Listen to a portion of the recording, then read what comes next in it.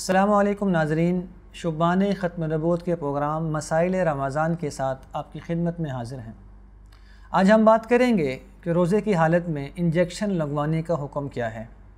ناظرین، روزے کی حالت میں انجیکشن لگوایا جائے، خواہ گوشت میں لگوایا جائے یا رگوں میں لگوایا جائے، خواہ بیماری کی وجہ سے لگوایا جائے یا طاقت حاصل کرنے کے لیے لگوایا جائے، دونوں صورتوں میں روزے پر کوئی اثر نہیں پڑتا، روزہ فاسد نہیں ہوتا۔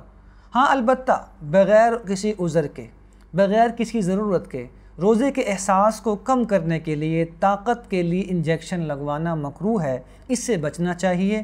بیماری کی صورت میں انجیکشن لگوانے سے روزے پر کوئی اثر نہیں پڑتا۔ اللہ سے دعا ہے اللہ تعالی ہم سب کو رمضان کی قدر نصیب فرمائے، آمین یا رب العالمین۔